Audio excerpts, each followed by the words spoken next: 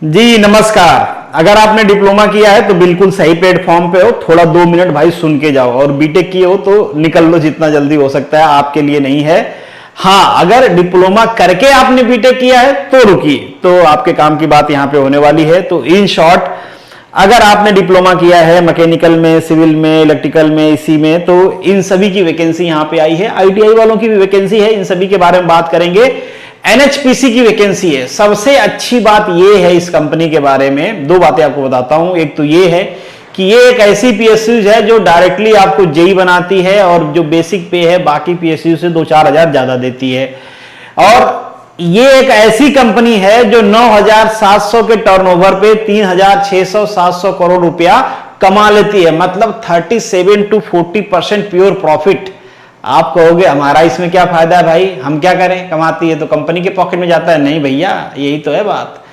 30% PRP कहते हैं, अगर ऑन एन एवरेज जोड़ा जाए तो आपके बेसिक का 30% पीआरपी कंपनी देती है। मतलब जितना ज्यादा प्रॉफिट कमाएगी कंपनी, आपको उसमें से भी हिस्सा देगी। 360% ईयरली होता है। अगर कंपनी कमाएगी नहीं तो फिर आपको कहां देगी, पीआरपी गया काम से। तो पीआरपी मतलब कुछ सोच रहे हैं क्या होता है, पीआरपी होता है payment of the performance related पे। कि अगर कोई कंपनी अच्छा परफॉर्म कर रही है, प्रॉफिट कमा रही है, तो इंप्लॉय की वजह से कमा रही है, तो उसमें से पैसा आपको भी मिलता है। पर ये केवल उन कंपनियों के लिए जो प्रॉफिट कमाती है। वैसे मैक्सिमम जो पीएसयूज हैं वो प्रॉफिट कमाती हैं, बहुत सारी प्रॉफिट में नहीं भी है, जरूरी नहीं सारे प्रॉफिट कमाती है। तो यहां पे इन शॉर्ट आपको एक बहुत अच्छी सैलरी मिलती है अगर डिप्लोमा के ग्रेड पे हम लोग बात करें बाकी पीएसयूज के कंपैरिजन में। तो डिटेल में यहां पे हम डिस्कशन करेंगे। एलिजिबिलिटी पहले डिस्कस कर लेंगे क्या होता है, फिर एग्जाम पैटर्न क्या होता है, सिलेबस में क्या क्या पढ़ना है आपको, पिछले साल का पेपर भी दिखा दूंगा आपको, पिछली बार का कट ऑफ क्या था वो बता दूंगा आपको, इस साल आपको कितना मार्क्स टारगेट करके चलना है, सारी बातें कर लेंगे ए टू जेड। थोड़ा ज्यादा इंप्लानेशन हमारा मैकेनिकल के साइड रहेगा, क्योंकि मैकेनिकल का डाटा मेरे पास ज्यादा है। बाकियों का उसी के आसपास आप कंपेयर कर लेना। अगर स्पेसिफिक पूछोगे आप लोग तो मैं बात करके बताऊंगा बाकियों का, पर यहां पे थोड़ा मैकेनिकल का ज्यादा रहेगी चीजें। कुछ चीजें बस स्पेसिफिकली कट ऑफ की बात करें तो मैकेनिकल से रिलेटेड रहेगा, बाकी सारी चीजें सबके लिए हैं। अगर हम क्राइटेरिया की बात करें तो ये सबके लिए सिमिलर है। अगर आप जेई का पोस्ट अप्लाई कर रहे हो तो आपके पास 3 ईयर का डिप्लोमा होना चाहिए। 3 ईयर के डिप्लोमा के साथ अगर आपने बीटेक किया है तो चलेगा। केवल बीटेक किया है डिप्लोमा नहीं किया है तो आप एलिजिबल नहीं हो। इसीलिए शुरू में ही बोला कि निकल लो भैया। उसके साथ आपका मिनिमम मार्क्स होना चाहिए 60%। एलिजिबिलिटी है ये जनरल, ईडब्ल्यूएस, ओबीसी के लिए, एससी एसटी के लिए, और पीडब्ल्यूडी कैंडिडेट के लिए 50% है। ये बेसिक क्राइटेरिया है, आप फुलफिल करते हो तो ही अप्लाई करना है, अदरवाइज नहीं करना है। एक बात और, जो लोग फाइनल ईयर में हैं, अगर 30 जून टिल 30 जैन 12 बजे तक, रात 12 बजे तक नोट बंद नहीं करना है, आपका रिजल्ट लाना है। अगर आपकी यूनिवर्सिटी आपका रिजल्ट दे देती है तो आप इसके लिए एलिजिबल हो। उससे 1 घंटे बाद भी आपका रिजल्ट आएगा तो एलिजिबल नहीं रहोगे, डेट बदल गई रहेगी, ठीक है। तो 30 जून तक अगर आपका रिजल्ट आ जाता है, आप फाइनल ईयर का एग्जाम दे चुके हो, तो आप एलिजिबल हो जाओगे इसमें। तो थोड़ा अपने यूनिवर्सिटी पे ट्वीट करके बोल देना भाई वैकेंसी आई है, रिजल्ट निकाल दो जल्दी से, ठीक है। एक पेपर होगा आपका ऑब्जेक्टिव टाइप का, उसमें 3 पार्ट होंगे। यहीं पे हम कट ऑफ भी डिस्कस कर लेंगे। पहला पार्ट है 140 मार्क्स। ये है आपके रिस्पेक्टिव सब्जेक्ट का। अगर आप सिविल से हो तो सिविल, मैकेनिकल से हो मैकेनिकल, इलेक्ट्रिकल, ईसी जो भी ब्रांच है आपकी, वॉट एवर दैट, आईटी की भी वैकेंसी है। तो जिस भी ब्रांच के हो आपके रिस्पेक्टिव सब्जेक्ट से 140 मार्क्स आएगा। कितने का टारगेट करना है यहां पे, किसी भी ब्रांच के लिए बता रहा हूं। मैकेनिकल का एकदम एक्यूरेट बताऊंगा मैं। मैकेनिकल के कैंडिडेट के लिए मैं कहूंगा कि 110 से लेके 120 नंबर लाना है अगर आपको श्योर शॉर्ट सिलेक्शन लेना है तो। अगर इससे कम लाते हो तो आपकी जितना कम लाओगे पॉसिबिलिटी उतनी कम होती जाएगी। अभी पहले मैकेनिकल का बताता हूं, फिर बाकियों का बताता हूं। सिविल का इससे कम हो जाएगा, सिविल का 100 में भी हो जाएगा, क्योंकि उनकी नंबर ऑफ सीटें काफी ज्यादा हैं। वैसे लास्ट टाइम की बात करूं, जो 2022 का, जो मैंने कट ऑफ 2022 के बच्चों से डिसीजन किया है, इस बार सीटें सीधे 2 टाइम हो गई हैं। तो थोड़ा डिफरेंस पड़ेगा, पर बहुत ज्यादा नहीं, 2 से 3 नंबर का डिफरेंस होता है कट ऑफ में। उतने में जो 2 टाइम की सीटें भर जाती हैं। कई बार वो 3 नंबर तक जाता भी नहीं है, 1 से 2 नंबर के बीच में ही काम खत्म हो जाता है। हाँ, कैटेगरी में थोड़ा सा चेंजेस होते हैं। कैटेगरी में आप मान लो कि 5 से 10 नंबर तक का वेरिएशन हो जाता है पिछली बार के कट ऑफ से, ठीक है, इस बार के नहीं। तो 110 नंबर से 120 नंबर अगर आप इसमें स्कोर करते हो तो बहुत अच्छा स्कोर है। ये जनरल के लिए स्कोर में बता रहा हूं, बाकी कैटेगरी वाले अगर ओबीसी ईडब्ल्यूएस से हो तो 5 से 7 नंबर का वेरिएशन चल जाएगा, SC SC से हो तो आपका 10 से 12 नंबर का वेरिएशन चल जाएगा। ठीक है, कम आता है तो भी आप उम्मीद कर सकते हो कि आपका सिलेक्शन हो जाएगा, ज्यादा आता है तो भाई कोई चांस ही नहीं, तो जनरल का सीट लेके जाओगे आप। जीके इनका बड़ा रैंडम सा रहता है। लास्ट टाइम इन्होंने एकदम दबा के हिस्ट्री पूछ लिया, फलाने की हिस्ट्री बता दो, ये बता दो, राजा बता दो, लड़ाई बता दो, सब पूछ लिया। हिस्ट्री के ज्यादा क्वेश्चन थे, 30 क्वेश्चन होते हैं जीके के। अब जीके का थोड़ा वर्ड्स मतलब बहुत वास्ट टॉपिक्स हैं और मार्क्स 30 ही है, तो कुछ भी पूछ सकते हैं। 30 क्वेश्चन बनाना कौन सा मुश्किल बात है। तो मैं कहूंगा कि बहुत ज्यादा स्ट्रेस देने की जरूरत नहीं है। करंट अफेयर से 4 से 5 नंबर रहेगा, बाकी स्टैटिक्स रहेगा। तो जितना आप स्टैटिक्स जानते हो वेल एंड गुड।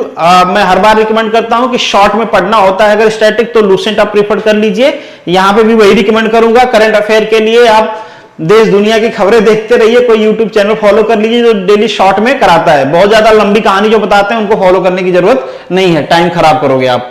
ठीक है, रीजनिंग एक इंजीनियर से उम्मीद किया जाता है। जिन लोगों से मेरी बात हुई, स्पेशली एक कैंडिडेट से बात हुई जिनके जनरल में रैंक थी 4, ओबीसी में रैंक थी 1, लास्ट टाइम मैकेनिकल की सीट थी 31। ठीक है, उनसे मेरी बात हुई, कर दे कि सर हमने तो सब कुछ कर दिया था। 28 क्वेश्चन उन्होंने अटेम्प्ट किए थे रीजनिंग में और 28 के 21 उनके सही थे, मतलब पूरे के पूरे। तो मुझे उम्मीद है कि इंजीनियर तो इसमें 25 प्लस ला ही देंगे।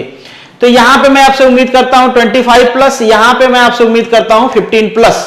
ठीक है, अगर हम मिनिमम ऐड करें तो ये आपके होंगे 40 मार्क्स और ये हो गया 150 मार्क्स, और अगर मैक्सिमम वाला ऐड करें तो 10 नंबर बढ़ जाएगा 160 नंबर।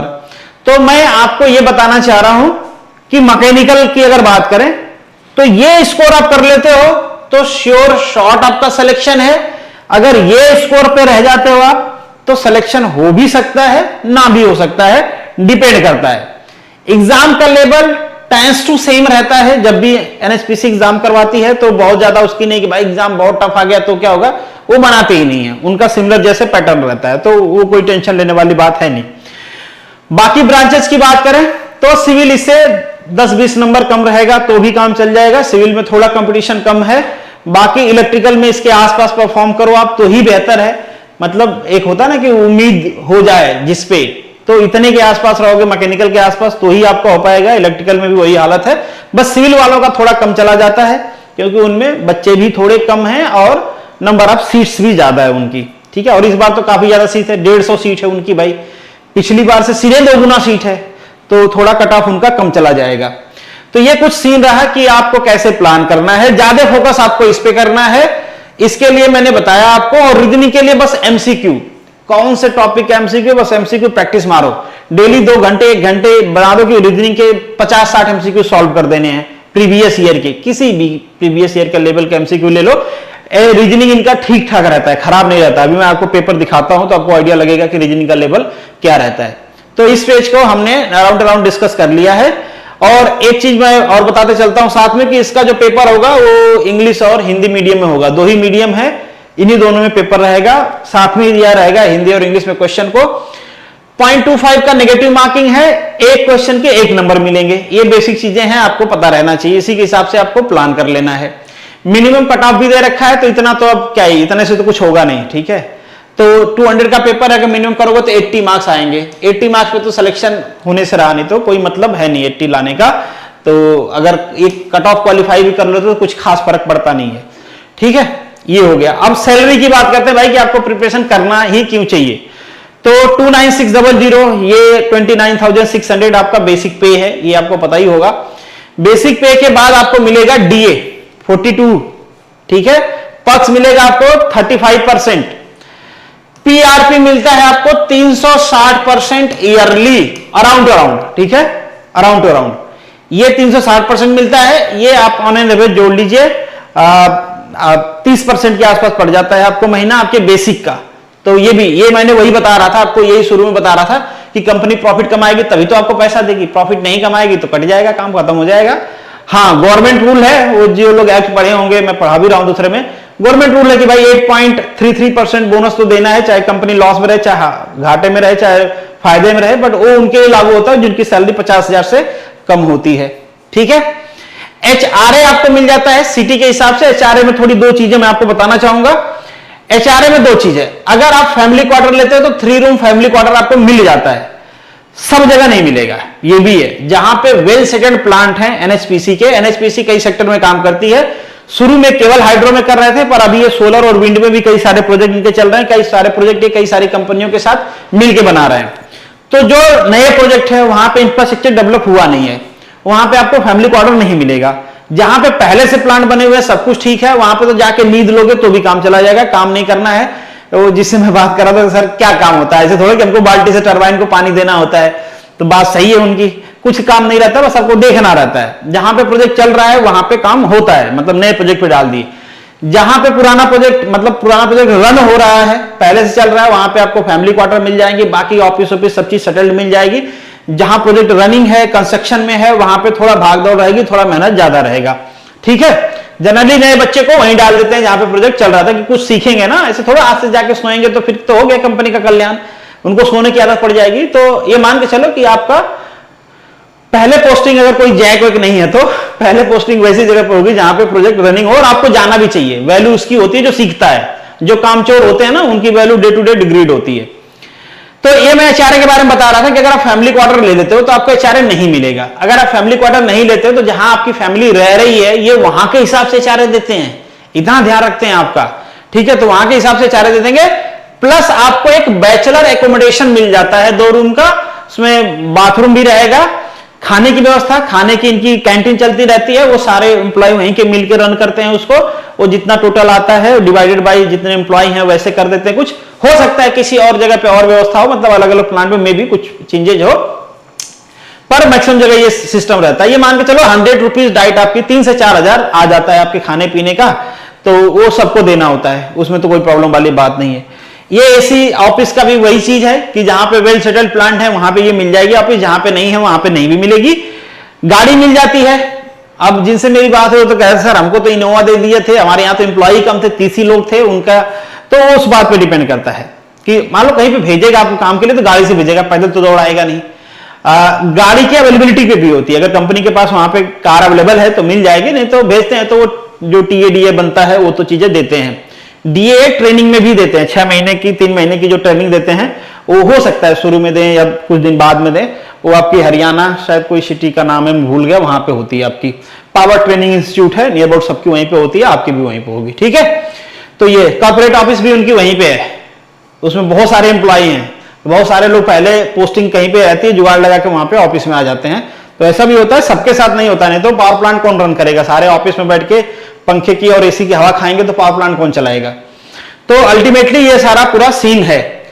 मेडिकल अलाउंसेस, मेडिकल में तो इतने बड़े बहादुर लोग हैं कि कहते हैं कि हमारे पास विटामिन की कमी हो गई है, वो भी विटामिन की गोली खा के उसका भी रिम्बर्स करवा लेते हैं, हॉर्लिक्स तक का लोग रिम्बर्समेंट करवा लेते हैं, तो ऐसी हालत है। फोन के लिए भी आपको कुछ पैसे दिए जाते हैं 20-25 के बीच में, पर ये वैसा नहीं है कि मतलब जब भी फोन टूटे आपका मिल जाएगा, ये उनका कुछ वो होता है। फर्नीचर के लिए भी कुछ दिया जाता है, इस टाइप के अलाउंसेज आपके रहते हैं, मतलब डे टू डे या फिर वैसे जो खर्चे हैं वो भी कंपनी अपना बियर कर लेती है। तो आप सोच रहे हो कि ठीक है ये सब तो आपने बता दिया, पहले ये बताओ कि ऑन एवरेज पॉकेट में कितना आ जाता है। तो अगर हम एवरेज बात करें तो किसी महीने में ज्यादा आता है, किसी में महीने में कम आता है। वो इस वजह से होता है कि वो जो पेमेंट होता है आपका इन सब का, पर्क्स का और इसका, ये क्वार्टरली होता है, हमेशा नहीं होता है, क्वार्टरली टाइप का होता है। तो इस वजह से किसी महीने में 70,000 सैलरी आ गई, किसी में 60,000 आई, किसी में 50,000 आई, किसी में 55,000 आई, किसी में 47,000 आई। तो ऑन एन एवरेज आप मान के चल सकते हो कि 55K के आसपास आपकी सैलरी रहती है। अच्छा, अगर बहुत हार्ड लोकेशन में आपको हिमालय में भेज दिया तो वहां पे आपको कपड़े बूट वूट इन सब का भी पैसा कंपनी देती है, आपको अपने से खर्चा नहीं करना पड़ता है। मतलब हार्श कंडीशन भेज दिया तो थोड़ा आपका अलग से ध्यान रखा जाएगा बाकी चीजों का, तो वो टेंशन आपको नहीं लेना है। अब कुछ लोग डर जाएंगे कि वहां भेजते हैं, हाँ भाई कुछ लोगों की पोस्टिंग होती है क्योंकि वहां पे भी कंपनी के प्रोजेक्ट चल रहे हैं, बट अल्टीमेटली बहुत जहां पे लोग घूमने जाते हैं, सोचो जहां पे सपना होता है कि लोग घूमने जाएं, वहां पे आपको रहने के लिए मिलेगा और रहने की पूरी व्यवस्था मिलेगी। मतलब इनका जो हाइड्रो पावर प्लांट है, आप लोकेशन देख ही लो, जहां से नदियां निकलती हैं उसके आसपास ही बनाया गया रहता है ये, तो बस जबरदस्त लोकेशन होती है।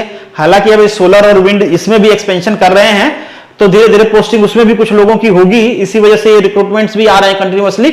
तो बहुत जबरदस्त पोस्ट है डिप्लोमा बेसिस। मैंने कहा बाकी पीएसयू से आपको इज्जत भी ज्यादा देते हैं। जैसे मैंने कहा ना जेई की पोस्ट तो ये देते हैं, बाकी सब देने में कोई 2 साल लगाता है, कोई 4 साल लगाता है, कोई 5 साल लगाता है, बाकी सबका अलग है। कोई कहेगा भाई जेई तब मिलेगी जब 2 साल की ट्रेनिंग कर लोगे, कोई कहेगा 4 साल का एक्सपीरियंस हो जाएगा तब देंगे।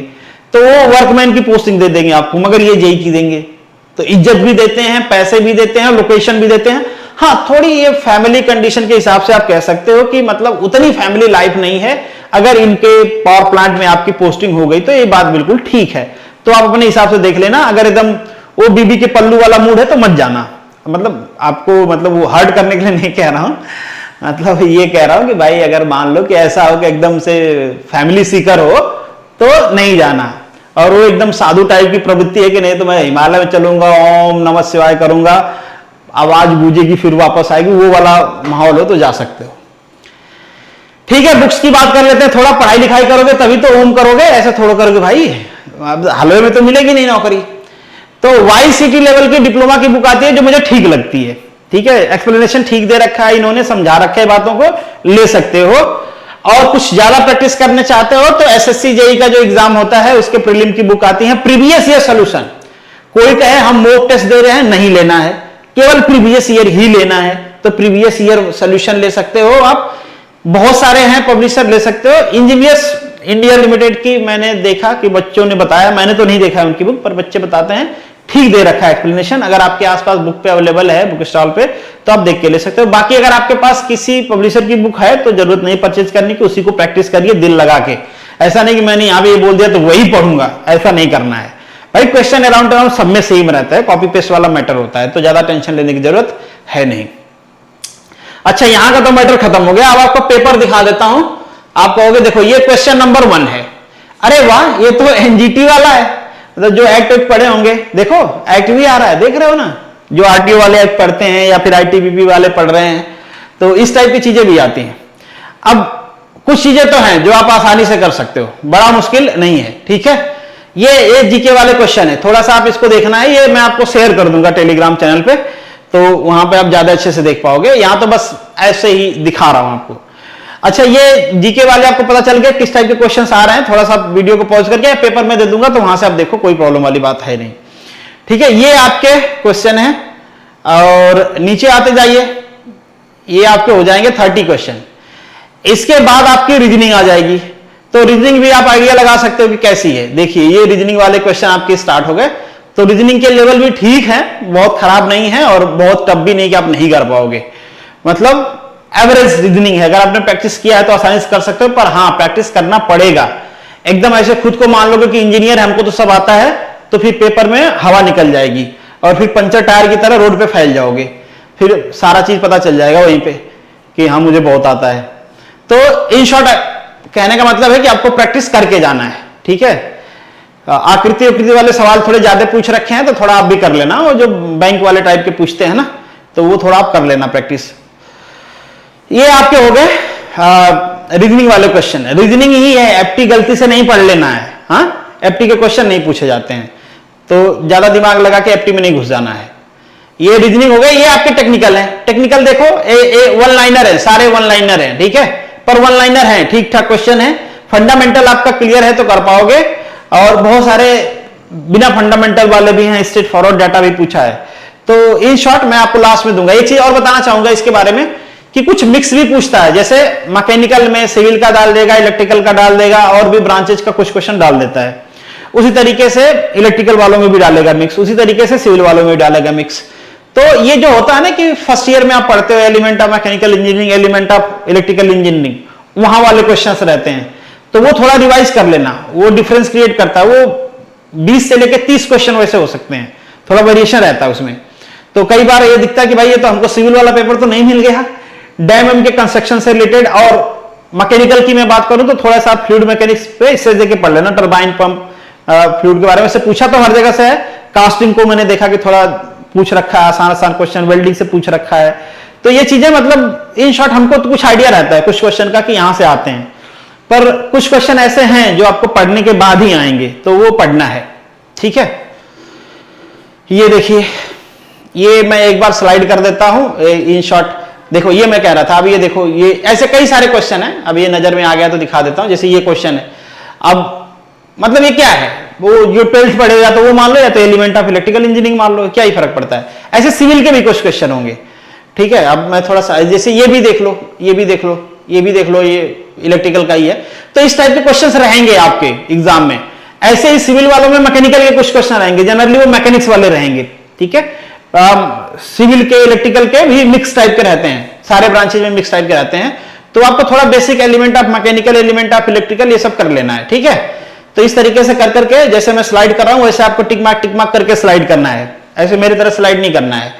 तो ऐसे टिक मार्क करके स्लाइड करोगे ना फटाफट, तो 3 घंटे का पेपर 2 घंटे में निपटा दोगे। जरूरी नहीं कि 2 घंटे में निपटा दोगे तो ज्यादा नंबर मिलेंगे, नहीं, आराम से निपटाओ, पूरे 3 घंटे लो और सब चीज सही से करो, ठीक है। तो ये रहा आपके क्वेश्चन का लेवल, आपको आइडिया लग जाएगा। ये पेपर आपको टेलीग्राम पे मिल जाएगा। बाकी चीजें अगर आपके मन में कोई सवाल हो तो बिल्कुल वो हम डिस्कस करते रहेंगे, आप कमेंट बॉक्स में लिख सकते हो। तो चलिए यहां पे इस वीडियो को खत्म करते हैं। फिर भी आपके मन में थोड़ा और स्लाइड कर देता हूं तेजी से, ये निकल लेता है, नहीं निकल रहा है, देखो ये आ गया आपका इंड, ठीक है। इंड वाला क्वेश्चन देख लो भाई, क्या है, तुम्हारा मन कर रहा होगा तो आप पढ़ते रहो, ठीक है। आसान सा क्वेश्चन है, सॉल्व कर लोगे आप इसको, ठीक है। तो इन शॉर्ट ये आपका डिटेल रहा एनएचपीसी जेई के बारे में। अगर फिर भी आपके मन में कुछ सवाल है तो आप कर सकते हो, सवाल कलेक्ट करके जो लास्ट टाइम के सिलेक्टेड बच्चे हैं मैं देखूंगा तो उनका इंटरव्यू भी कर दूंगा, अगर आपका मन होगा तो वो भी पब्लिश कर देंगे, तो वहां पे आपके डाउट भी क्लियर हो जाएंगे और थोड़ा आपके मन में वो फीलिंग भी आ जाएगी कि भाई आपको भी पढ़ के करना है। और जो इस बार डिप्लोमा पास कर रहे हैं, अगर जून में रिजल्ट आ जाता है तो बेटा आपको तो तैयारी करनी ही है, यू हैव नो ऑप्शन, ठीक है। ज्यादा हाथ पांव मत मारना, कब वैकेंसी ये गायब हो जाएंगी सतत से पता नहीं चलेगा। तो जो वैकेंसी आ रही है सबको पढ़ो, दिन रात पढ़ो, एकदम खाना पीना खा के पढ़ो, हाँ छोड़ के तो कैसे पढ़ोगे। चलो मिलेंगे नेक्स्ट वीडियो में, तब तक के लिए all the best, good luck and जय हिंद।